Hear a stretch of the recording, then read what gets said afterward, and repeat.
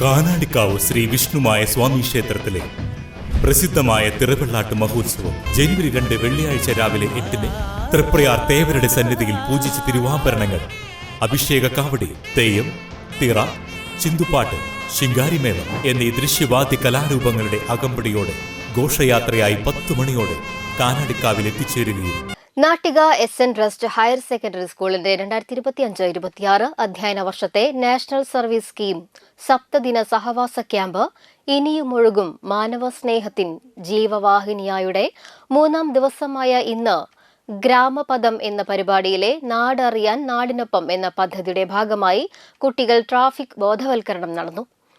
ബോധവൽക്കരണ പരിപാടി ചാക്യാറിന്റെ നേതൃത്വത്തിൽ നടത്തുകയുണ്ടായി. ക്യാമ്പ് നടക്കുന്ന തളിക്കുളം ഗ്രാമപഞ്ചായത്തിലെ നാൽക്കവലയിൽ ചാക്യാരോടൊപ്പം കുട്ടികളും നാട്ടുകാർക്കും ഹെൽമറ്റ് ഇടാതെ പോയ യാത്രക്കാർക്കും ട്രാഫിക് ബോധവൽക്കരണം നടത്തുകയും ട്രാഫിക് നിയമങ്ങളിൽ അടങ്ങിയ ലഘുലേഖ വിതരണം ചെയ്യുകയുമുണ്ടായി.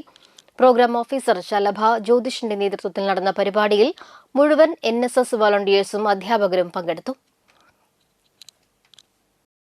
പറഞ്ഞു വരുന്നത് എന്താണെന്ന് വെച്ച് കഴിഞ്ഞാൽ, നമ്മുടെ ജീവനാണ് നമുക്ക് ഏറ്റവും വിലപ്പെട്ടത്.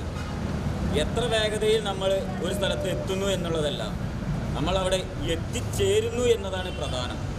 അതുകൊണ്ട് തന്നെ ഇരുചക്ര വാഹനങ്ങളിൽ സഞ്ചരിക്കുന്നവർ ഹെൽമെറ്റ് നിർബന്ധമായി ധരിക്കുക, 4 വീൽ ഉപയോഗിക്കുന്നവർ സീറ്റ് ബെൽറ്റ് ധരിക്കുക, നമ്മുടെ ട്രാഫിക് നിയമങ്ങൾ കൃത്യമായി പാലിക്കാൻ ശ്രമിക്കുക. അത്ര മാത്രമേ ചാക്യാർക്ക് ഈ സന്ദർഭത്തിൽ പറയാനുള്ളൂ. ഇവിടെ നമ്മളെല്ലാവരും കൂടി ഒത്തുചേർന്നിരിക്കുന്നത് എന്തിനാണെന്ന് വെച്ചാൽ, വളർന്നു വരുന്ന ട്രാഫിക് അപകടങ്ങൾ, വാഹനം ഓടിപ്പിക്കുമ്പോൾ, ഇരുചക്ര വാഹനങ്ങൾ ഓടിക്കുമ്പോൾ പ്രത്യേകിച്ച് ഹെൽമെറ്റ് ധരിക്കാതെ പോകാൻ ചാക്യാർക്ക് ഇന്നിപ്പോൾ സന്തോഷം ഉണ്ടാക്കിയത് എന്താ വെച്ചാൽ, താങ്കൾ നല്ല രീതിയിൽ ഹെൽമെറ്റൊക്കെ ധരിച്ച് വളരെ സേഫ്റ്റി ആയിട്ട് പോകുന്നത്. അപ്പോൾ ഇത് തന്നെ തുടർന്ന് പോവുക. ഇതെല്ലാം ഒന്ന് വായിക്കുക. ഇത്